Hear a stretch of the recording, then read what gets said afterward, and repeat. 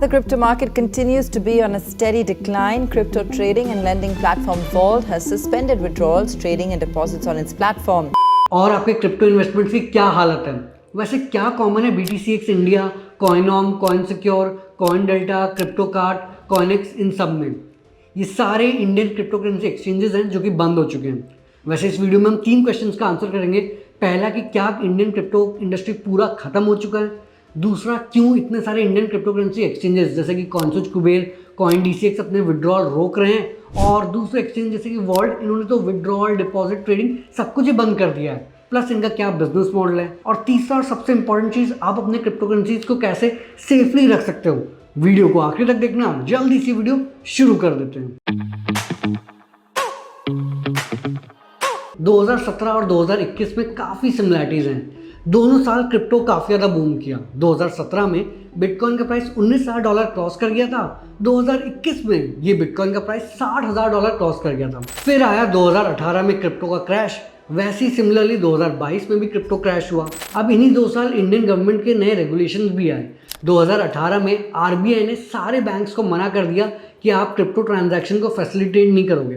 उसके बाद एक इंडियन क्रिप्टो करेंसी एक्सचेंजेस जैसे कि BTCX India, Coinome, Coindelta, Coinsecure, Cryptokart, Koinex, in fact Zebpay भी उस टाइम में बंद हो गया था। अब उसके बाद बिटकॉइन का प्राइस भी गिर के $5,000 से कम हो गया था। इसी बीच जो भी क्रिप्टो करेंसी एक्सचेंज बचे थे जैसे कि WazirX, उनको भी बाइनेंस ने एक्वायर कर लिया। 2020 के अराउंड फिर से क्रिप्टो का बूम आने लगा, और इंडिया में भी जो RBI का रूल था उसको सुप्रीम कोर्ट ने हटा दिया, और इंडिया में भी क्रिप्टो बूम होने लगा। तो आधे लोगों ने अपने नए क्रिप्टो करेंसी एक्सचेंजेस खोल दिए, और आधे लोग इन क्रिप्टो करेंसी एक्सचेंजेस को प्रमोट करके इन्फ्लुएंसर बन गए। 2022 में फिर से दुनिया भर में क्रिप्टो क्रैश हुआ। इंडियन गवर्नमेंट भी नए रूल्स लेके आई जिसमें आपके जो क्रिप्टो बेच के जो प्रॉफिट होगा उस पर 30% टैक्स लगाएंगे, और हर क्रिप्टो ट्रांजैक्शन में 1% का TDS भी लगेगा। फिर एक के बाद एक क्रिप्टो करेंसी एक्सचेंज जैसे कि कॉइनसूच, कुबेर, कॉइन DCX ने इन्होंने अपना विड्रॉल रोक दिया, और वॉल्ट ने तो यार डिपॉजिट, विड्रॉल, ट्रेडिंग सब कुछ रोक दिया। बट ये एक्चुअल में हुआ कैसे, डिटेल में थोड़ा समझते हैं। तो कॉइनसूच, कुबेर और कॉइन DCX ने तो सिंपल रीजन दिया है कि यार गवर्नमेंट ने नए रेगुलेशंस लेके आई है, जब तक इन रेगुलेशंस के रिगार्डिंग हमें क्लैरिटी नहीं मिलेगी हम विड्रॉल अलाउ नहीं कर सकते, क्योंकि फिर डर रहता है कि यार मनी लॉन्ड्रिंग होगी, तो इसीलिए इन्होंने अपने विड्रॉल बंद किए हुए हैं। अब वॉल्ट एक क्रिप्टो बैंक की तरह ऑपरेट करता है। ये आपके क्रिप्टो करेंसीज को लेते हैं और दूसरे इन्वेस्टर्स को लोन देते हैं या फिर DeFi प्रोटोकॉल्स में स्टेक करते हैं। अब यहाँ पे इनको अच्छा खासा इंटरेस्ट रेट मिलता है, उसमें से कुछ इंटरेस्ट ये आपको देते हैं, जहाँ पे इन्होंने बोला है कि यार USDT में 12.68% तक का इंटरेस्ट देते हैं। अब बैंक्स को यार RBI रेगुलेट करता है, तो कितना लोन दे सकते हैं, एक्चुअल में उनके पास कितना पैसा है, क्या उनके फाइनेंशियल है, सब कुछ RBI चेक करता है। क्रिप्टो करेंसीज तो अनरेगुलेटेड है, ये सब चेक होता नहीं है। ओवरऑल बुल मार्केट में सब बढ़िया चल रहा था, लोग अच्छा खासा पैसा डाल रहे थे, बढ़िया इंटरेस्ट मिल रहा था, और वॉल्ट भी बढ़िया ग्रो कर रहा था। इनफैक्ट पिछले साल उन्होंने $25 मिलियन की अपना सीरीज A राउंड भी रेस किया, जिसमें कॉइनबेस वेंचर्स ने भी इन्वेस्ट किया।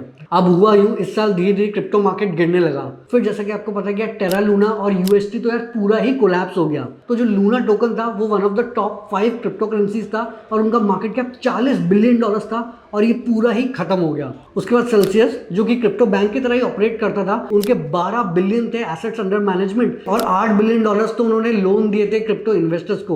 उन्होंने अपने विड्रॉल रोक दिए। बताया जा रहा था कि शायद उन्होंने भी थोड़ा बहुत लूना में इन्वेस्ट किया था, इसलिए उनका काफी नुकसान हुआ है, और काफी लोग अपने क्रिप्टो विड्रॉ भी कर रहे थे। इसके बाद 3 एरोज कैपिटल, जो कि सिंगापुर बेस्ड VC फर्म है, उन्होंने भी अपने लोन्स डिफॉल्ट कर दिए। इनके पास $18 बिलियन एसेट अंडर मैनेजमेंट था, और $200 बिलियन के तो लूना टोकन ही थे। तो बेसिकली शुरू लूना के क्रैश से हुआ। क्यों हुआ इसके ऊपर मैंने एक डिटेल में वीडियो बनाई हुई है, वो आप देख सकते हो। और इसके कारण डोमिनो इफेक्ट हुआ, जिससे सेल्सियस, 3 एरो कैपिटल, ये सब भी इफेक्ट हुए। और इसके बाद क्रिप्टो इन्वेस्टर्स को डर लगने लगा कि यार इनको क्रिप्टो करेंसीज एक्सचेंजेस में सेफ हैं कि नहीं। तो इसीलिए पिछले 1 महीने में क्रिप्टो इन्वेस्टर्स ने $200 मिलियन वर्थ के क्रिप्टो टोकन्स वॉल्ट से निकाल लिए। अब जैसे कि मैंने आपको बताया कि यार वॉल्ट ने तो आपके क्रिप्टो करेंसीज को दूसरे इन्वेस्टर्स को या तो लोन दिया है या फिर DeFi प्रोटोकॉल्स में स्टेक किया है। ये यूजुअली 3 महीने, 6 महीने या 12 महीने की ड्यूरेशन के लिए होता है, उससे पहले आप क्रिप्टो करेंसीज को निकाल नहीं सकते। पर यहाँ पे इन्वेस्टर्स वॉल्ट से अपने क्रिप्टो करेंसीज निकालने लगे, तो फिर वॉल्ट के पास एक्चुअल में अब इतनी क्रिप्टो करेंसीज है ही नहीं कि वो इन्वेस्टर्स को दे पाए। तो अब वैसे रिपोर्ट आ रही है कि शायद नेक्सो वॉल्ट को अक्वायर कर लेगा, और अगर ऐसा होता तो मोस्ट प्रॉब्ली हमारे क्रिप्टो करेंसीज बच जाएंगे। इनफैक्ट वॉल्ट में मैंने भी 60 से 80 हज़ार रुपए इन्वेस्ट किए हुए हैं। कैसे भी करके निकाल मेरे भाई, मैं फंस गया हूँ यार। तो वो भी अटका हुआ है। होपफुली अगर ये डील सक्सेसफुल होती है तो हम क्रिप्टो करेंसीज निकाल पाएंगे, नहीं तो अगर ये डील नहीं हुई शायद कोई और कंपनी अक्वायर कर लेगा या फिर उनको इन्वेस्टर से कोई नई फंडिंग मिल जाएगी या फिर लोन मिल जाएगा। पर अगर इनमें से कुछ भी नहीं होता फिर शायद ऐसा भी हो सकता है कि यार हमारे सारे क्रिप्टो करेंसीज खत्म हो जाए, तो वो तो एक बहुत बड़ा रिस्क है ही। बाकी अगर हम कॉइनस्विच, कुबेर और CoinDCX की बात करें, ये तो यूनिकॉर्न्स हैं ही, अच्छा खासा इनके पास फंडिंग है, तो होपफुली ये सस्टेन कर लेंगे। पर ये सारे जो एक्सचेंजेस हैं ये ट्रेडिंग से कमाते हैं, और अभी अगर आप देखेंगे सारे इंडियन क्रिप्टो करेंसी एक्सचेंजेस के जो ट्रेडिंग वॉल्यूम्स है 50 से 80% कम हो चुके हैं जब से इंडियन गवर्नमेंट के नए रूल्स आए हैं। तो इससे इनकी ट्रेडिंग इनकम बहुत ज़्यादा कम हो गई है, तो होपफुली कमाने का नया तरीका ढूंढ लेंगे, नहीं तो इनको भी काफ़ी ज़्यादा दिक्कत हो जाएगी। क्योंकि अभी एक ट्वीट के मुताबिक CoinDCX, WazirX दिन का $1000-2000 ही कमा पा रहे ट्रेडिंग रेवेन्यू से।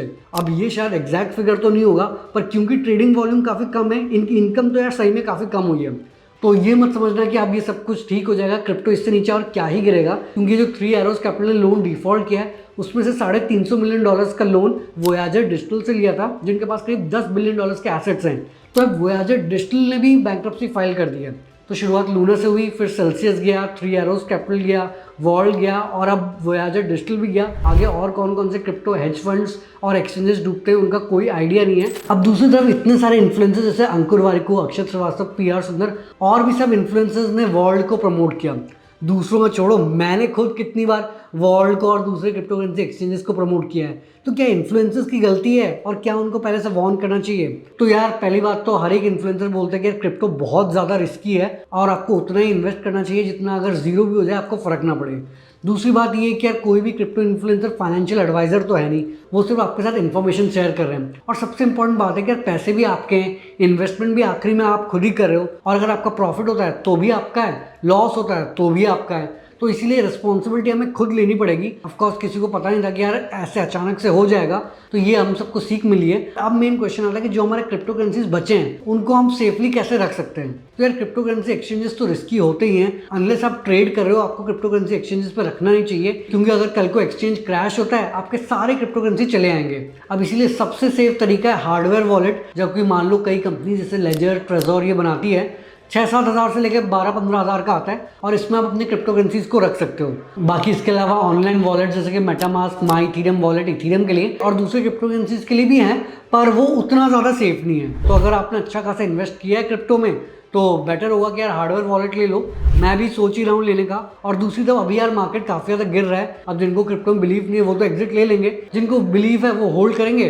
पर एक्चुअल में क्रिप्टो करेंसीज का क्या फ्यूचर है कोई नहीं जानता। जीरो भी हो सकता है, काफ़ी ज़्यादा ग्रो भी कर सकता है। बाकी इसके अलावा इंडियन क्रिप्टो करेंसीज पे तो और ज़्यादा प्रेशर रहता है, क्योंकि इंडिया ऐसे अलग अलग क्रिप्टो करेंसी से रिलेटेड रूल्स बनाती रहती है। तभी आप देखेंगे कि जो बड़े बड़े क्रिप्टो करेंसी स्टार्टअप्स और कंपनीज हैं वो इंडिया से बाहर जा रही है। जैसे पॉलीगन मैटिक जो कि one of the biggest crypto projects हैं, उनके फाउंडर्स दुबई शिफ्ट हो गए हैं। WazirX के फाउंडर निश्चल सेठी, इन्होंने अपना नया क्रिप्टो स्टार्टअप भी दुबई में रजिस्टर किया है। वॉल्ट भी सिंगापुर बेस्ड है, इसलिए इंडियन क्रिप्टो करेंसी एक्सचेंजेस पे तो और ज्यादा प्रेशर होता है। होपफुली सब कुछ ठीक हो जाएगा, बट कुछ भी चांस पे मत रखो। इस इंसिडेंट से लर्निंग लो। तो जैसे कि क्रिप्टो इन्वेस्टर्स बोलते हैं, not your keys not your coins. बाकी आपको क्रिप्टो करेंसी में कितना लॉस हुआ है, कौन से एक्सचेंज में कितना क्रिप्टो करेंसी फंसा है, वो भी कमेंट्स में शेयर करो। और क्या आपको लगता है कि आगे जाके क्रिप्टो करेंसी ग्रो होगा या अब इंडिया में पूरा ही ये मार्केट खत्म हो जाएगा? अपने ओपिनियंस कमेंट्स में जरूर शेयर करना। वीडियो पसंद है तो व्हाट्सएप, फेसबुक, इंस्टाग्राम हर जगह शेयर कर देना। चैनल को पक्का से सब्सक्राइब करके घंटा भी दबा देना। आगे हम ऐसे ही स्टार्टअप, बिजनेस, मोटिवेशन और एंटरप्रेन्योरशिप रिलेटेड बातें करेंगे। तो जल्द ही मिलते हैं एक नई और जानकारीपूर्ण वीडियो के साथ। धन्यवाद।